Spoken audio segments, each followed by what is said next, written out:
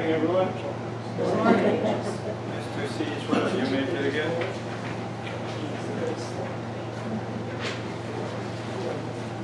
In this class, we try and touch on the 8 laws of health, and we sometimes emphasize one law, which is nutrition. But there's actually 8 that we can address that all are important. If we neglect one, we find that we don't have the optimal health that we're desiring. So we often emphasize the start of the class with a thought from the Word of God. Why do we waste our time, as some would think? Or why do we benefit from that? Well, it depends on your point of view. If you've never experienced God in your life, you may think it's a waste of time.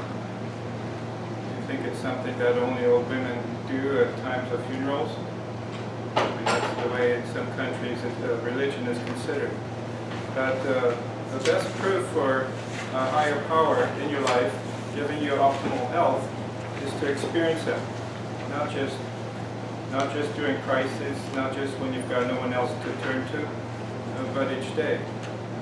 And you'll find that health is promoted in a way that you can't quantify by a set of tests. But if you look at people who are long-lived, they have a healthy attitude to a higher power. They aren't just living for the moment to see how many dollars they can make in a bank account. Their perspective in life is a little bigger, a little broader. And that leads to mental health. Mental health is something that keeps some of us very busy. Mental health leads to physical health. Because if you notice that people who have mental health disorders, they're rarely healthy physically. Why is that? Because it takes a healthy brain to make good choices. Let's assume that we all have a normal brain here. We still struggle with making wise choices. Now imagine you compound that with panic disorder, anxiety, depression, impulse control issues, and all of a sudden you're going to make the wrong choice consistently because we're doing it based on feelings, and the media is focusing on telling you messages that appeal to your feelings. Feelings don't always go with what's healthy. They go with what makes somebody else a little more money. And so we talk about a higher power, and a higher power only works in your life if you're actually doing more than just hearing about it. If you heard of someone like your mother or pastor talking about a higher power, it may for the moment feel you are not as lost in this world. But it doesn't give you the power to do anything different in your life if you haven't made him your higher power. And that's something we don't always touch on here in great detail, but it's just as important. It'd be like talking about all this good food and nutrition.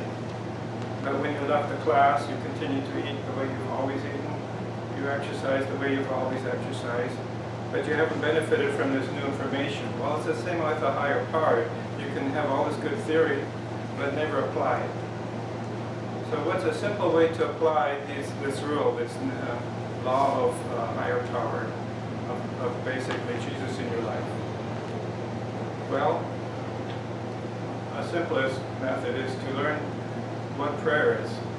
Because if you want a higher power in your life, you have to invite him. This higher power doesn't invite himself, force you on him, like a dictator. And so that's something to start off each day with, is prayer. A lot of people have no idea what prayer is, because they've never gone through and prayed for themselves. They pray at rituals, a liturgy, a church, or they might hear someone else praying. But to do this with something that feels natural, you have to study people who have had great faith, people who have prayed in the past. And you can find some very good examples in the Old and New Testament of the Bible. One of the best examples is Jesus. He recognized his need for a higher power each day. And so he prayed to his Father every single day. And one of the key elements that was in his prayers was not to do it his own way, because he recognized that his own way often would lead to the wrong choices. So he let his Father, his higher power, choose for him by opening himself up to that. And so in Luke chapter 22, you can read about it if you go home later. Look up that chapter and read about how Jesus aligned his will with his Father's will. That's the best way to start your day, the best way to let your fears, your panic, your anxieties rest where they need to be, in the power of someone who can do something about them in a good way. So Jesus was struggling with a crisis in his life, like we often do. This crisis was a life and death decision. He knew that prophecy told he was going to die one day. And his natural reaction was not something that looked forward to this. Who would? I mean, it makes for a good movie, and you've probably seen this in some of the movies portrayed. But the source of his power was letting God choose for him. And so he said it this way, Father, if it is your will, take this cup away from me. Nevertheless, not my will, but yours be done. If you realize that our bodies aren't our own property, you treat them with more respect. At least most people tend to treat some stranger's property more than their own. Why? Because they know if they get destroyed, they have an accounting to do for it. Somebody has to pay the bill. And so we can look at it the same way. Jesus wanted to make sure he made the best choices by letting a higher power control his life. Right. Let's open with a word of prayer. Gracious Father, it's a privilege to know that you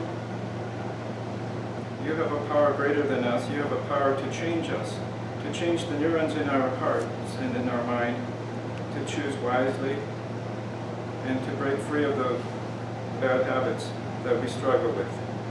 Come into our heart today and give us wisdom and strength as we choose to learn more about health, and may this make a difference in our overall satisfaction in life, because you are the center of it. We pray this in Jesus' name.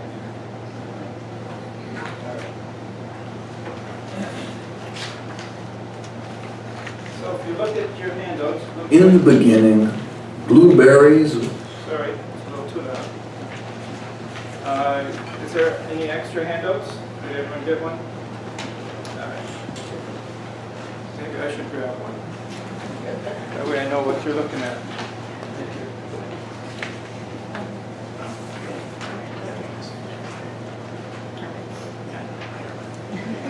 All right.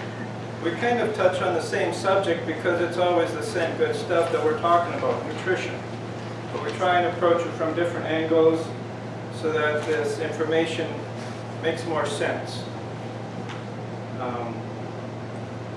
We've heard the term empty calories. And we've heard the idea many times from Glenn that breakfast is your most important day, period of time to start your nutrition well. So how would you start a good breakfast with the principles that you're learning here? Not the way that McDonald's wants to start your breakfast, but what are the basic good ingredients of every breakfast? First, that you eat the breakfast. I know some people who've grown up with this kind of information find creative reasons why breakfast cannot be part of their day.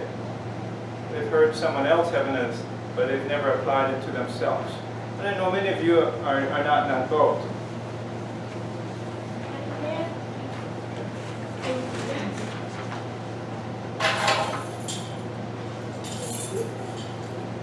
So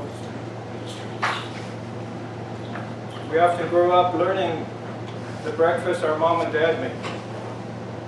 Sometimes those are good things, and sometimes not so good. Empty calories often comes in there. So we often hear this term thrown around. We think of empty calories as, let's say, a Diet Coke or junk food. Well, what's the key issue with empty calories? Doesn't give anything to your body to fight off bacteria. Uh-huh. No nutrition. So if you ate a meal or a whole breakfast of just empty calories, would you have the energy to go through the day, or would it have been better if you had not eaten a breakfast? Well, let's say you have no choice. That's all you have to eat. It'll give you calories. Okay, it'll fill your stomach. But it doesn't necessarily lead to health. So the idea of empty calories is it doesn't come with the necessary ingredients to make it health promoting. So if you ate your typical American breakfast of junk food, let's say you stopped at, you were going to start the day off right. Go to McDonald's and you make sure you're good and satisfied, not just live on coffee and donuts like those other unhealthy people.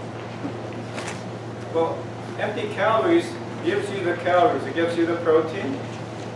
It gives you some of the vitamins, because after all, that food was fortified, right? The flour in the buns of a hamburger, that was fortified. It gave you the vitamins you needed. But empty calories refers to the idea that if you're burning now all those calories in your body, but you don't have the additives, additives you can think of like a premium fuel.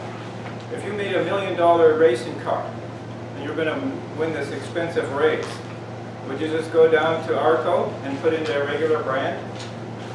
You'd probably have your engineers sit down extensively and figure out what makes this engine last a little longer, run a little smoother, put out a few more horsepower, and not disintegrate at high temperatures. Well, our body has the same analogies.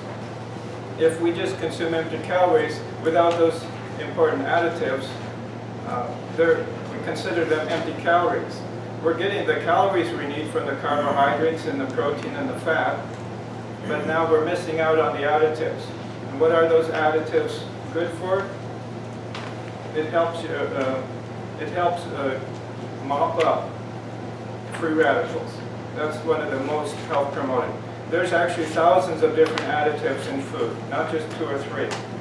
So many that they've never been able to duplicate food without actually eating it. So they've tried to make supplements of all the different parts of these additives. Why? Because then they can charge you for those additives. But they've not really found a single pill that does as good in health promotion as if you just ate the food directly. And so empty calories is a good way to think of filling up but missing out on the premium part of the fuel additives. What kind of things would you consider then as being important? We call them antioxidants. Antioxidants are these additives in food that you get in very small quantities in animal products. There's some vitamin C in a steak, just not to the degree that you're going to get it in orange or fruits and vegetables. Even potatoes have vitamin C. So antioxidants is the missing ingredient. So if that's the missing ingredient, maybe that's what we need to spend more time focusing on when we're making this transition. We're hearing this overall message that some foods should be eaten in smaller quantities less often as foods that are low in antioxidants, which would be empty calories. So I would make the claim that animal protein is an empty calorie. It doesn't promote health because it doesn't give you sufficient antioxidants to process in a safe way the calories that that product provides. So to break down the protein, to break down the fat that came from that piece of meat, you're going to have to use something to mop up the damage, because our metabolic engine is not perfect. The mitochondria end up creating free radicals as a part of normal metabolism. This is not something that happens by accident. This is intentional. So one way to reduce the damage that free radicals are creating in your mitochondria is just not to eat the breakfast, right? If you knew you couldn't eat a good breakfast, there are times where eating no breakfast may be better for you, because now you don't have to create free radicals to harm your body. Where are the calories coming from then? Well, you still need to burn something, or poor brain can't work on empty. So you end up burning reserves in our own body. For many of us, that's not so bad. Not all of us have that issue of too many calories, though.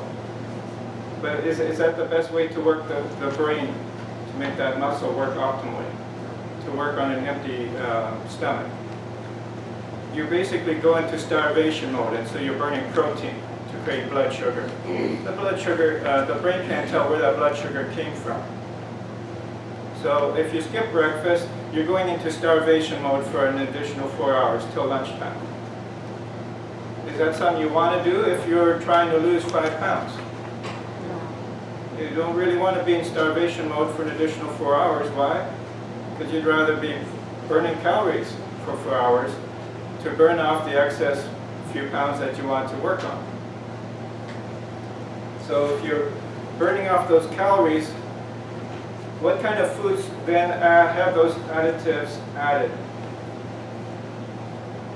Well, they're coming from plant sources. That's where you have rich antioxidants. And so what's the net result of adding foods that have all these antioxidants in them? They strengthen your body to fight off stuff that you get during the day. In a nutshell, that's the principle. We have a stronger immune system. We have cells that aren't aging at a fast rate. What's part of aging? Well, imagine you damage DNA every day because free radicals were attacking it. Some of those get repaired, but some of that DNA may not get repaired. So if that cell now needs to make a few proteins, and that DNA strand has been damaged right there, those proteins don't get made properly. And so that leads to that cell dying. So if you have enough of those cells dying, we call that aging, where we're left with fewer and fewer normal cells taking the load, doing the job they were designed to do. So if you think of a heart, what's a heart cell do? It's supposed to beat. It's supposed to create a rhythm. So if a heart cell has been damaged by free radicals, it's aged at an accelerated rate. It's more likely now to create arrhythmias. So what arrhythmias, what are they of concern for? Arrhythmias are where your heart doesn't beat the way it's designed, where you have the resting phase and the contracting phase. Instead, you have various rhythms. And that's what cardiologists go into do those tests. They put these stickers on your chest to see which rhythm you're in. And what's the whole point? Well, they want to see if there's something life-threatening. When you get a heart attack, it means the arteries aren't getting blood to the muscles. You're going to create ischemia of that area. Well, if the cell now that needs to create the rhythm, the pacemaker is not getting the blood it needs, what does it do? It leads to an arrhythmia. And arrhythmias are something that some people need a pacemaker for.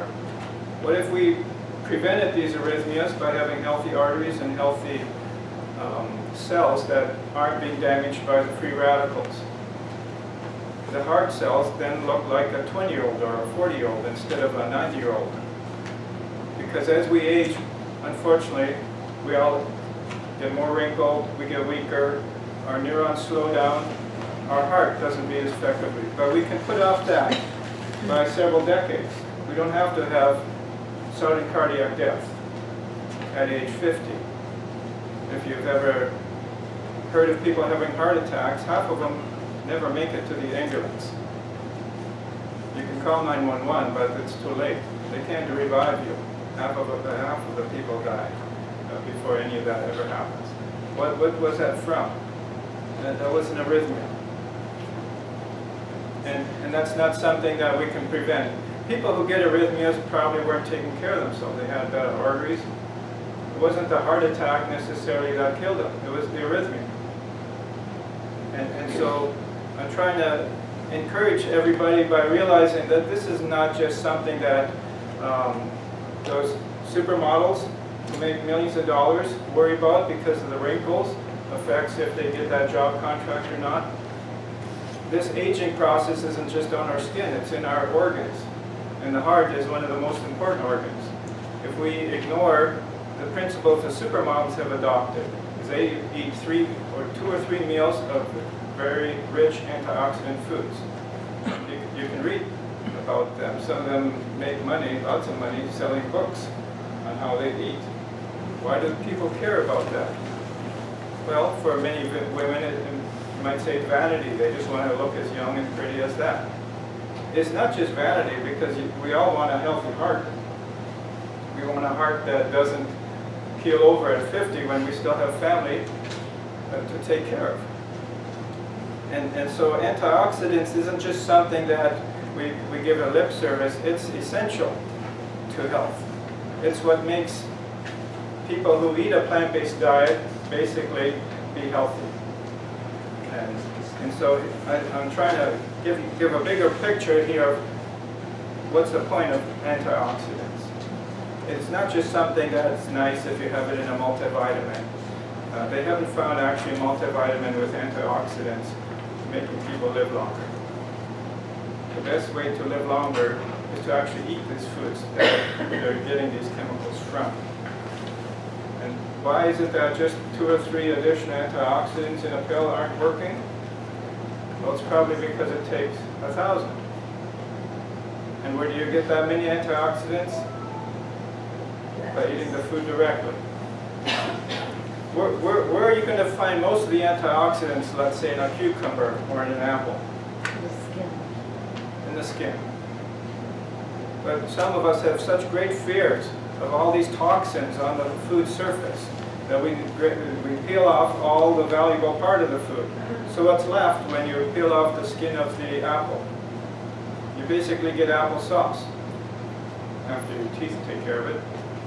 And you've missed out on, you've created basically not empty calories, but less healthy calories by removing where these antioxidants are stored. This is true for potatoes, for beets, you name it. The skin is where the metabolic machinery is taking place, where the fruit is being made. And that's where the plant needs to have lots of antioxidants for its machinery to protect its mitochondria. Go ahead. Is that true for, like, because you said beets, but that's a root vegetable? Are the root vegetables less critical to eat the peeling because they're more protective than maybe, Well, I don't know, whether you peel the root Well, vegetable? using the potato as an example, Yeah. if you want the vitamin C of a potato, you better eat the skin.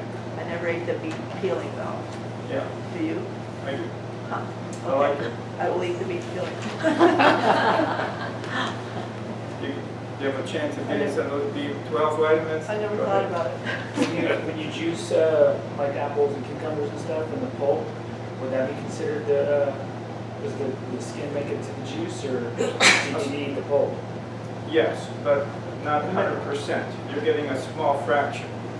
So I wouldn't call it empty calories compared to the average American fare, but you've kind of wasted a lot of your hard-earned dollars. So I'm not saying juice is bad for you, but overall a smoothie is a better way to spend your dollars, because now you're getting all that fiber, all those antioxidants are making it into you instead of into the recycle bucket. So smoothie versus juicing. Correct. And if you're going to live on juice diet, in the short term, I would consider maybe like a fast. When I was knee-high, my parents would encourage people who had cancer to try a juice diet because they were so sick they couldn't eat anything. This one fellow had lymphoma and he was basically ready to die.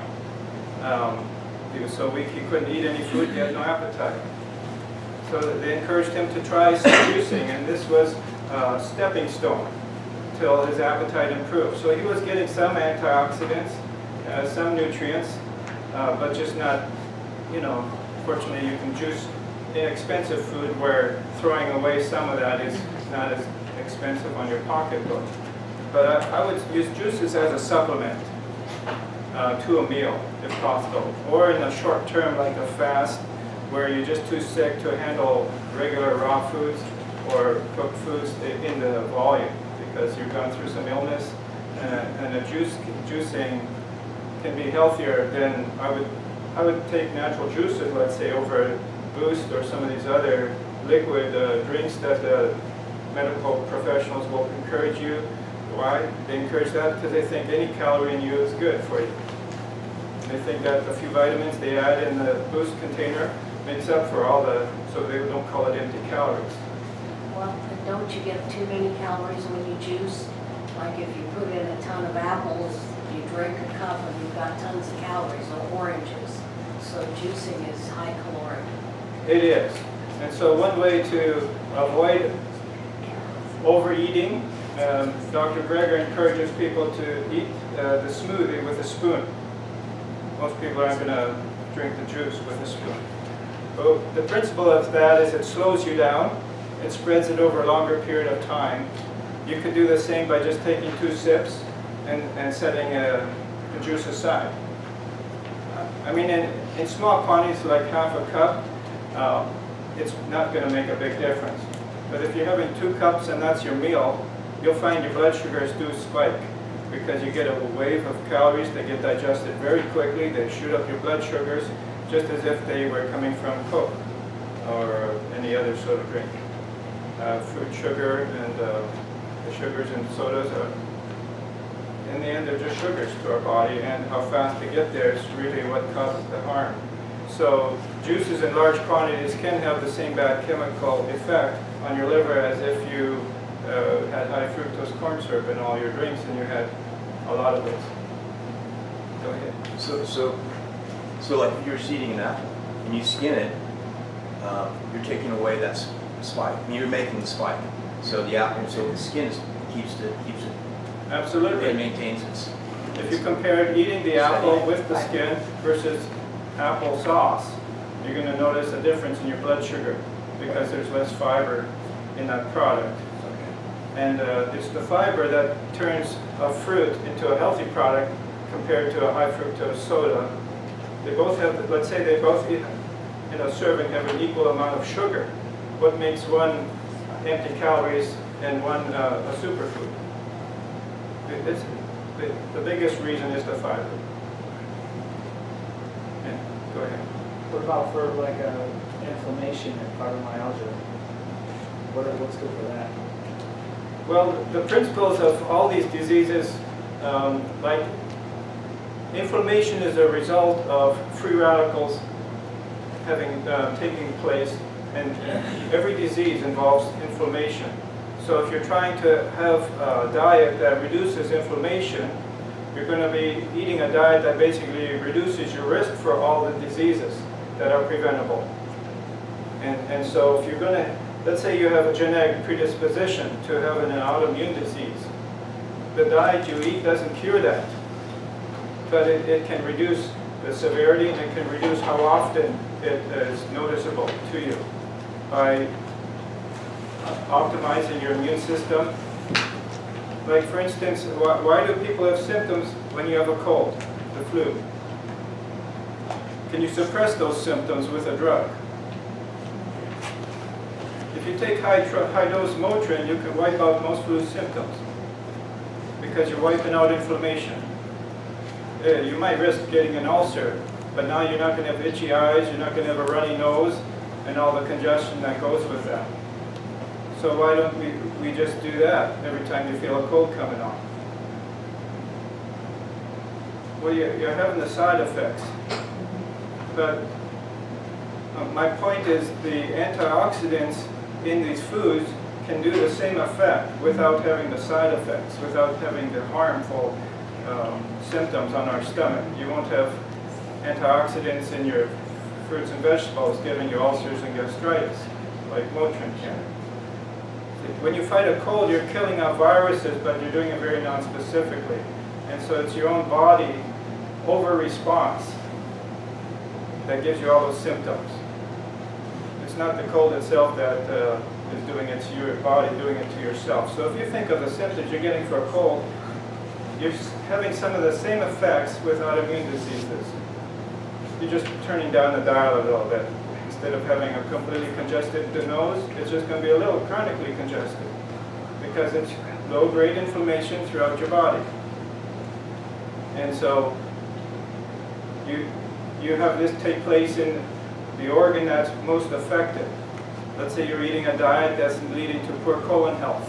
Now your colon has chronic inflammation for your whole life, which makes, what's the chronic inflammation doing to each cell in that environment?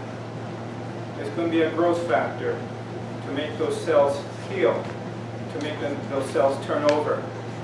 So when cells turn over, there's likely mutations taking place by chance. And this is one of the mechanisms of polyps in our colon.